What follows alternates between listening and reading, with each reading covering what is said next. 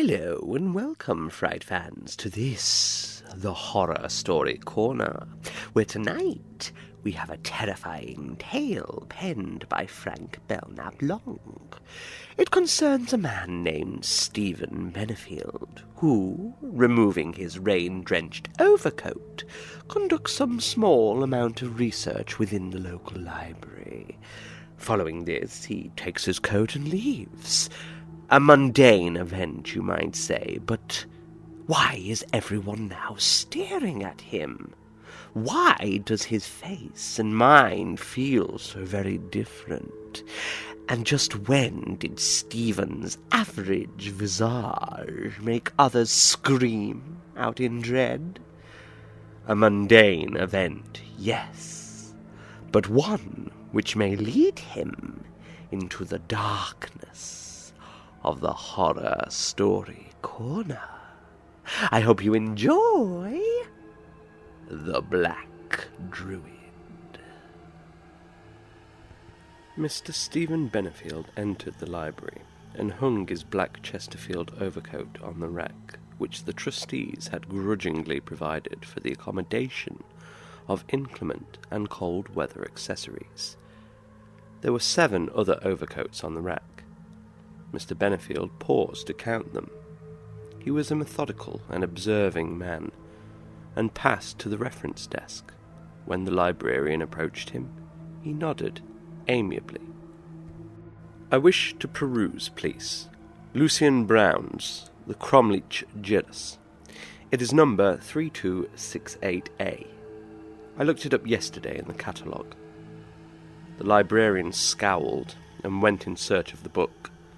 When she returned with it, Mr. Benefield took it firmly between his lean, gloved hands and turned the pages until he found the passage he was seeking. Rutulus Namatianus affirmed that the Druids invested all contiguous objects with their particular evil, so that anyone who touched so much as the hem of their robes was in deadly danger of becoming a partaker of their fallen divinity. Closing the book, Mr. Benefield smiled and passed it back over the desk. "That is the passage I was looking for," he explained. "I do not believe I shall need a copy of it. I thought it might be a very long passage, but it is so brief that I can remember enough of it to paraphrase it without the aid of a written copy. Thank you very much. I am Stephen Benefield, an archaeologist. I use such passages in my books." "They say his books are becoming frightfully obscure," cogitated the librarian as she returned the Cromlech Gyrus to its prescribed niche. "I don't wonder. How can a man who takes Lucian Brown seriously write comprehensively?" Mr. Benefield made his way solemnly back to the coat rack and stared for a moment in chagrin at the empty hook whereon he had hung his Chesterfield. "I am sure that I hung my coat on that rack," he ruminated. "And where is it now?" Feeling decidedly anxious, he began hastily to recount the coats on the rack. There were still 5 garments remaining, and his anxiety did not diminish until he had completed his enumeration. Someone had deliberately and illegitimately lifted Mr. Benefield's Chesterfield from its original hook and hung it on the opposite side of the rack. He recognized it immediately by its grey silk lining and velvet collar. Taking it indignantly down, he put it on and left the building. All the way to the IRT, which was to convey Mr. Benefield to his home in the Bronx, he kept muttering to himself, "What right had anyone to tinker with my overcoat?" Descending the subway stairs, he deposited a worn token in the inevitable turnstile and boarded a train labelled 180th Street, Bronx Park. The car was disagreeably crowded, but Mr. Benefield darted towards and successfully captured a seat near the door which a gargantuan Italian had just previously vacated. Sinking into it with relief, he crossed his legs and stared contemptuously at the passengers opposite him. "Vulgar and stupid people," he muttered to himself. "What do they know of art and science and the splendour of antiquity?" Mr. Benefield was quite well informed in regard to antiquity. He had visited Egypt and explored all the ruins that are to be found in that maleficent and grievously exploited land. He was familiar with Tibet and its glamorous mountain monasteries.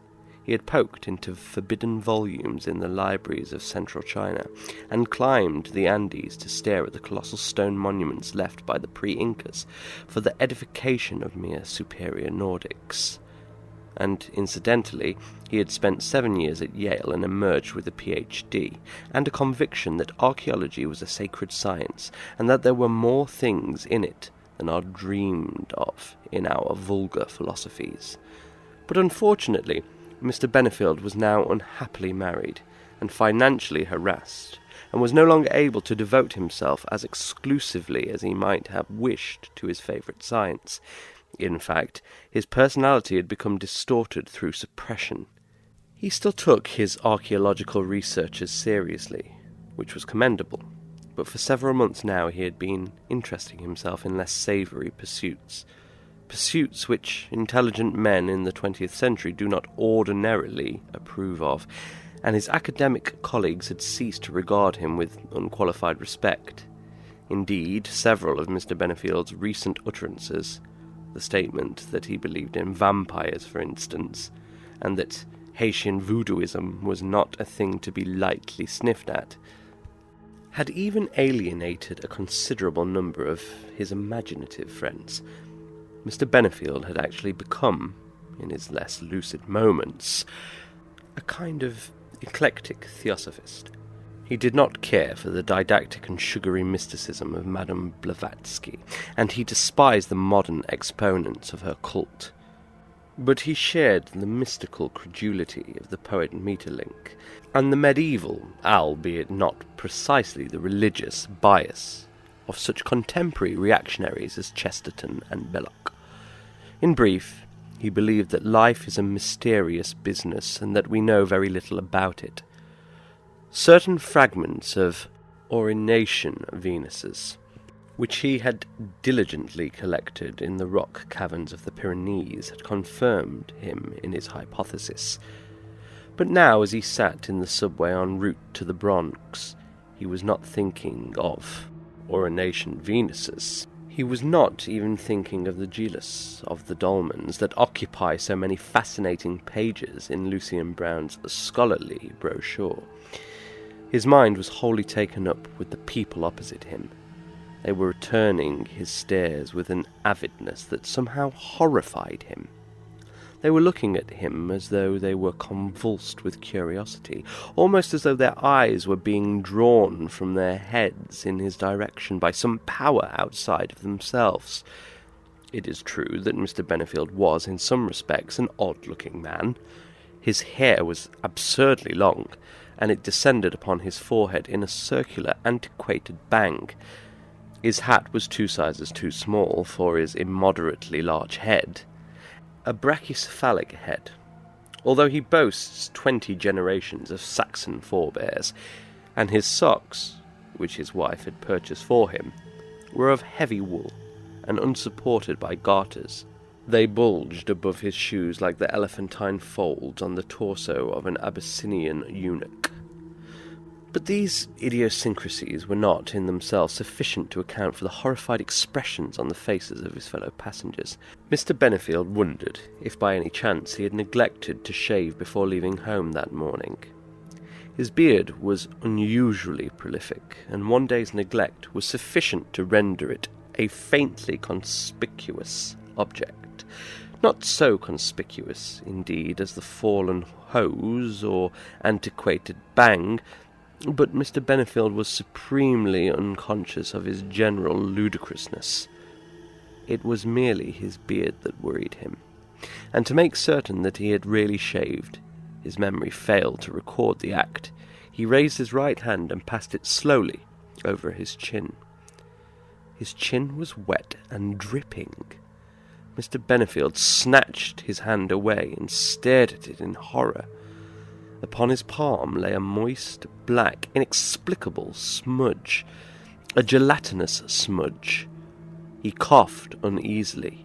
He had no recollection of having passed under a dirty drain, but under Something of the sort he must, of necessity, have walked. "From one of the tall buildings," he muttered under his breath. "It rained yesterday, and the wind has blown the filthy water out of the drain onto my face. I must be a ludicrous spectacle indeed. No wonder they are staring at me." His dignity would not permit him to remain in his seat after this distressing discovery. Rising hastily, he passed to the rear of the car and concealed himself in a corner of the vestibule. There were only 2 other persons in the vestibule, a child of 7 and its elderly nurse. The child saw Mr. Benefield first. It stared for a moment in abject terror, then it buried its frightened face in the folds of its guardian's coat. "Black Boogeyman!" she screamed. "I want to get off!" Instantly the nurse raised her face. For a second she gazed at Mr. Benefield in sheer incredulity. Then distress deepened to terror in her eyes. And with a scream, she seized the child by the arm and retreated into the car. Fortunately for Mr. Benefield, the car at that moment arrived at his station, and he was able to elude the onrush of curious passengers that promptly ensued. Dashing wildly across the platform, he ascended the stairs to the street and hurled himself into the adjacent darkness. The darkness was soothing. It was Gilead to his impaired pride. He strode through it in silence, literally wrapped in it, his mind for a moment enjoying the quietude that precedes a storm. He hadn't dared to touch his face again. He hadn't dared, but in a moment he would dare. The darkness was rapidly restoring his confidence, and in a moment he would dare anything. He was conscious of a dim power stirring within him, but at the same time he experienced an overwhelming sense of discomfiture, of constriction. His clothes, he felt, were stifling him. It was absurd that he should be stifled by that hideous stiff thing that encircled his neck. What was it called? Ah, yes, a collar. He had almost forgotten the name of it, but remembering suddenly, he ripped it off and threw it upon the pavement. Then he felt his face again.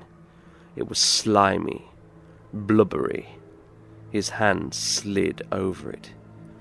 "Good God!" he gasped, and began to run. He must reach home as quickly as possible and wash from his face the unspeakable filth that had descended upon it.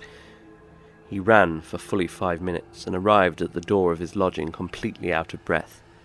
As he fumbled hectically for his key, he experienced an overwhelming sense of horror and of shame, which was paradoxically mingled with a wild and turbulent rebelliousness.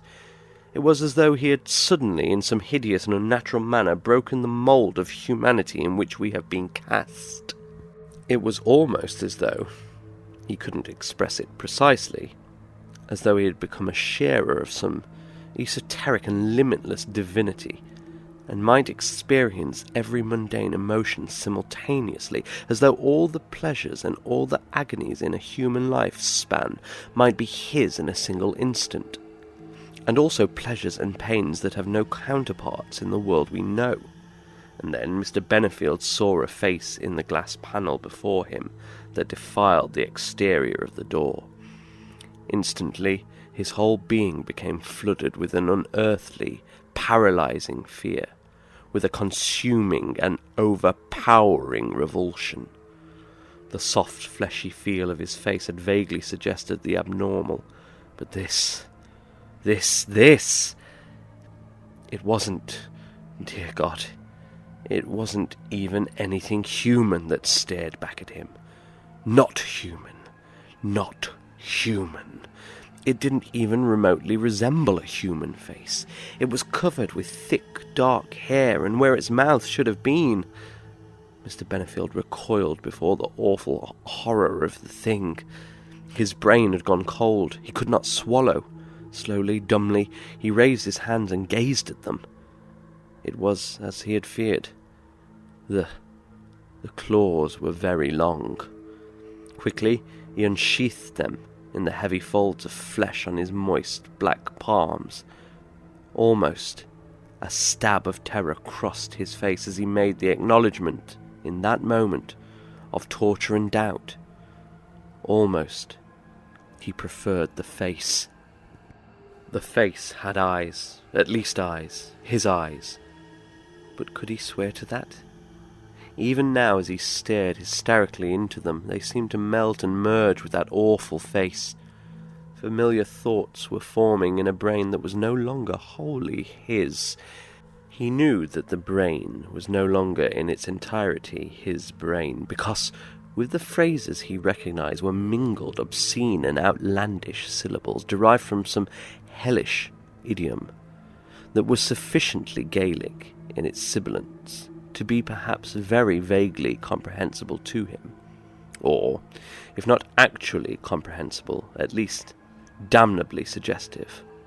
Ushti, Doini, Kia, Doini, the overcoat, it isn't yours, he wore it. Dai, Sinthat, Rutulus, Namatiemus. He knew. They did not die. The coat, for God's dear sake, take it off! Don't you understand?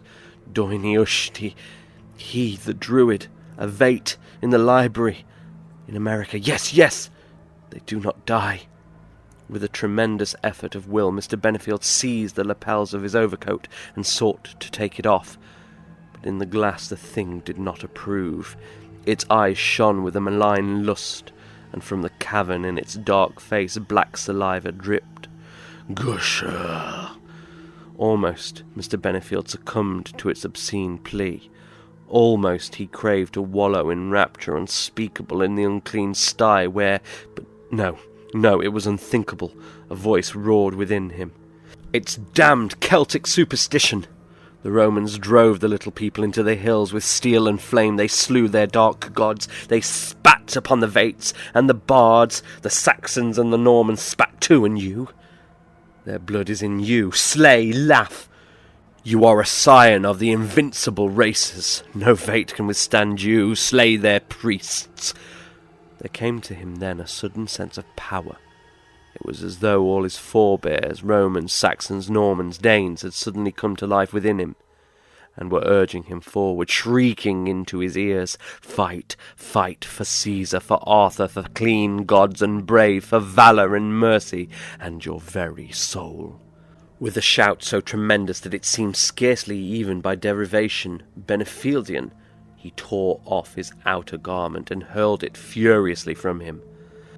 Idem qua te insinua veris retro via repetenda est, he cried. You crying Celtic obscenity! He hurled the malediction directly at what he thought had become himself, but when he looked again, when he peered with angry, defiant eyes at the image in the glass, he discovered that it had lost all of its loathsomeness, whereupon his fury evaporated, as well it might, for the reflection of the original Mr. Benefield was scarcely an anger-provoking object, and the original Mr. Benefield it was that now stared back at him. Mingled with the relief which he overwhelmingly experienced at this discovery was an unaccountable sensation of lassitude. He began, apparently, to exist in a kind of trance. Getting out his keys, he opened the door and passed almost unconsciously through the vestibule and up 2 flights of stairs to his room. He wondered vaguely if his wife would reproach him for coming home so late. If she knew, but no, he would not tell her. The experience was already receding in his mind. Even now he doubted it, and in time it would perhaps be forgotten even by himself, and he was so very tired. The fragmentary vestige of his reason that remained on its throne warned him that it would never do to argue with his wife or attempt to explain anything to her. Only sleep could restore his shattered psyche, and he must contrive somehow to get into his bed unobserved. It was a curious world, a very inexplicable and curious world, and if people were as intelligent as certain misguided fools believed, they would not ask questions about, well, druids, or for that matter, about anything. They would accept everything as proved, QED, and simply go to sleep, like contented, well-nourished cats. Unfortunately, Mr. Benefield was not permitted to sleep uninterruptedly until 10 o'clock, his usual hour for rising, on the following morning. At 8 minutes to 9 he was awakened by his wife, who exclaimed, "That silly old creature across the hall, Mrs. Harmony, just got me up to tell me a crazy story. She has been idiotically frightened, and she says there was a burglar in the house at about 11 o'clock last night." "A burglar?" inquired Mr. Benefield sleepily. "How dreadful." "Yes, dreadful, and very queer, if true. What do you think the man did?" "I can't hazard a guess." Mr. Benefield's emotional self was still deeply immersed in sleep, i.e., in his subconscious, and he spoke with cool, intellectual detachment. "He was tall and very, very thin, and he climbed in by the parlour window. Mrs. Harmony was dozing in a chair near the centre of the room, and she saw him. She didn't dare scream for fear he would shoot her. She simply sat and watched him, trying not to breathe. He went right through the parlour and out into the hall, and a moment later she heard him come close to the front door. He came in the window and went out the door." "Wasn't that unusual for a burglar?" murmured Mr. Benefield. Mrs. Harmony thought so, and as soon as she shut the door she dashed towards it and peered through the curtains at him. What do you think? The man had left his overcoat on the porch, and he was bending over to recover it when Mrs. Harmony peered out at him. While she watched him, he put it on. His back was turned towards her, but she said his head looked very queer. Nasty, she said. It gave her the shivers.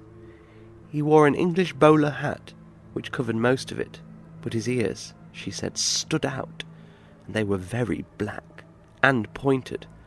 "Pointed?" echoed Mr. Benefield. He was awfully awake now, and experiencing an acute and lively horror. Actually pointed, or so she claims, and then she said he descended the stairs and went shuffling off down the street. She went out on the porch and watched him until he turned the corner, and then, she said, she had to go in because there was such a horrid, fearsome odour, like you smell at the zoo, in monkey houses, she said. Then she frowned and shook her head. But it wasn't a monkey smell exactly. It was more like snakes. Mr. Benefield groaned and clutched valiantly at a straw. "I think," he affirmed, "that Mrs. Harmony's nervous energy is unfortunately discharged through the efferent channels of those sensory-motor arcs which comprise what neurologists would call the focus of cortical awareness. She visions things which are scarcely present to the senses." "She imagines things, you mean?" "Yes, my dear. That expresses it quite succinctly. She imagines things. Now, please do not wake me for another hour." Mr. Benefield turned upon his side and went resolutely to sleep. But in the dream that immediately ensued, he encountered the very thing that he had hoped to avoid, and was obliged, perforce, to pay subconscious tribute to the veracity of Mrs. Harmony. "God's death!" he shouted, as he tracked it to its lair in a hellish wood. "Does a knight of Malta fear such as you?" Well, looks like Stephen has learned to always check before assuming something is his. After all, a mere coat nearly stole his soul. A nightmare escaped, though, for now. However, I can inform you, dear listeners, that the true owner of the overcoat is now very aware of Stephen, and waits for the day that he may join him again, here in the Horror Story Corner. Thank you for listening, and as ever, sleep well.